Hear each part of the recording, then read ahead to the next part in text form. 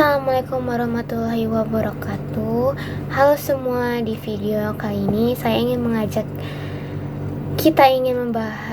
mengajak kalian untuk membahas satu persoalan yang semakin penting di era digital. Bagaimana platform digital kerap dijadikan tumbal dalam kebijakan pemerintah, terutama melalui UU ITE dan aturan penyensoran sistematis.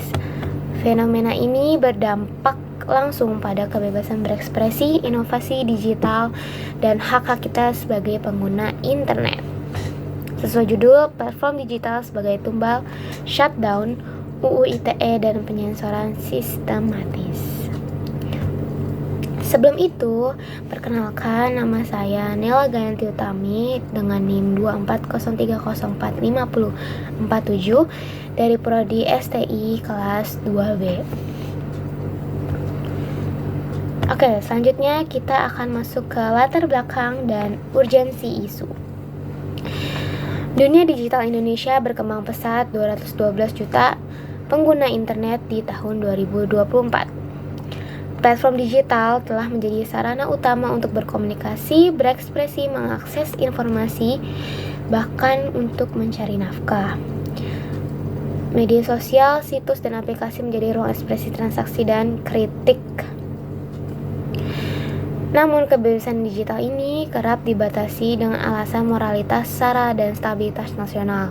UU ITE menjadi alat utama kontrol negara terhadap ruang digital. Tetapi ironisnya ruang digital itu yang begitu luas tidak sepenuhnya bebas. Banyak konten-konten yang dibatasi, diblokir, bahkan dihapus hanya karena dianggap tidak sesuai dengan norma, budaya, atau dianggap mengganggu ketertiban. Dan yang lebih mengkhawatirkannya, pemblokiran atau sensor sering dilakukan tanpa proses hukum yang jelas. Inilah alasan mengapa isu ini sangat penting untuk kita bahas. Selanjutnya, kita akan membahas tentang apa itu shutdown platform digital. Tindakan administratif tanpa berupa pemblokiran akses terhadap layanan digital, bisa bersifat total atau seluruh domain atau aplikasi atau sebagai fitur tertentu. Tidak selalu melalui pengadilan, kerap dilakukan sepihak, secara tiba-tiba, tanpa adanya keduanya tuh saling mengokekan gitu. Diperparah dengan minimnya transparansi dan proses branding. Oke, saya akan menjelaskan secara lebih detail lagi. Shutdown adalah ketika akses ke platform digital dihentikan secara paksa. Ini bisa berupa pemblokiran total terhadap situs, aplikasi, atau fitur-fitur tertentu. Misalnya, tidak bisa login atau tidak bisa mengakses layanan tertentu. Biasanya, shutdown ini dilakukan oleh pemerintah atau otoritas terkait, tapi yang menjadi masalah besar, ini sering diambil secara sepihak, tanpa adanya keputusan pengadilan, tanpa mekanisme banding, dan sangat minim transparansi. Jadi itu ini sangat tiba-tiba sekali kadang. Jadi kayak nggak ada persetujuan kedua belah pihak. Selanjutnya, UU ITE dan penyensoran konten. UU ITE No. 11 tahun 2008 direvisi menjadi UU nomor 19 tahun 2016. Nah, pijakan hukumnya adalah UU ITE. Undang-undang ini pertama kali hadir tuh tahun 2008 dan direvisi pada tahun 2016. Di dalamnya ada beberapa pasal yang sering digunakan untuk menindak konten online, seperti pasal 27 tentang kesusilaan, pasal 28 tentang soal hoaks dan SARA, dan pasal 29 tentang ancaman. Tapi yang paling penting untuk konteks kita adalah pasal 40 ayat 2b yang menyatakan bahwa pemerintah bisa menghentikan akses terhadap informasi elektronik. Masalahnya, undang-undang ini sangat luas dan multi tafsir. Akibatnya, banyak tindakan pemblokiran dilakukan tanpa mekanisme hukum yang memadai. Selanjutnya, aturan aturan turunan Permenkominfo nomor 5 tahun 2020. PSE atau penyelenggara sistem elektronik wajib mendaftar. Harus bersedia, yang pertama menyediakan akses sistem jika diminta pemerintah. Menghapus konten yang diminta pemerintah dalam waktu 24 jam atau 4 jam untuk konten mendesak. Jika tidak, resiko pemblokiran penuh. Dalam praktiknya, pemerintah juga menerbitkan aturan turunan, yaitu Permenkominfo nomor 5 ini tahun 2020. Aturan ini tuh mengatur penyelenggara sistem elektronik atau PSE itu, termasuk platform seperti Google, TikTok, hingga marketplace lainnya. PSE ini diwajibkan mendaftar ke pemerintah. Jika tidak, mereka bisa diblokir. Bukan karena mereka melanggar hukum, tapi karena tidak patuh secara administratif. Jadi ini harus banget mendaftar ke pemerintah, guys. Selanjutnya itu PSE juga diwajibkan untuk memberikan akses terhadap sistem yang mereka minta, dan wajib menurunkan konten dalam waktu 24 jam tuh yang tadi, atau hanya 4 jam untuk konten yang mendesak. Selanjutnya, platform sebagai tumbal negara. Negara tidak selalu menyasar pelaku konten, tapi platform dibebani tanggung jawab hukum dan teknis untuk menyensor. Jika menolak, mereka bisa diblokir. Istilah ini disebut sebagai responsibilitas platform. Nah, dari sinilah kita melihat bagaimana platform digital menjadi tumbal. Bukan pelaku konten yang ditindak, tapi platformnya yang ditekan agar menyensor si pengguna. Kalau platform tidak menuruti permintaan pemerintah, mereka bisa diblokir. Inilah yang disebut responsibilitas platform. Tanggung jawab hukum dipindahkan dari pelaku ke penyedia layanan. Ini berisiko besar karena perusahaan swasta akhirnya harus menjadi polisi sensor atas perintah negara. Selanjutnya, kita masuk ke dampak sistemik dari model ini. Dampaknya sangat serius. Pertama, overblocking. Konten sah dan legal juga bisa ikut diblokir. Kedua, efek jera atau chilling effect. Orang jadi takut bicara, takut posting sesuatu yang sebenarnya legal tapi bisa ditafsirkan melanggar.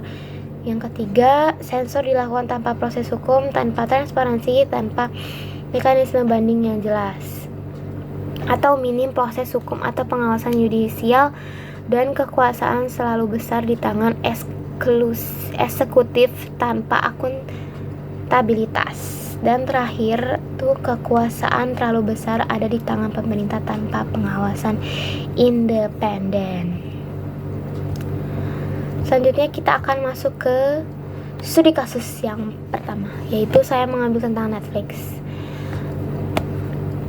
Tahun-tahun awal Netflix masuk ke Indonesia diblokir oleh beberapa ISP. Alasannya konten tidak sesuai budaya, tanpa detail atau proses hukum. Netflix dianggap tidak punya izin, padahal persoalan konten belum diuji secara hukum.